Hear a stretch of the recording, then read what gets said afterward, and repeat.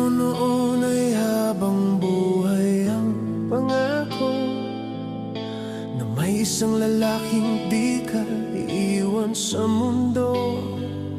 Pero isang araw, bigla siyang naglaho.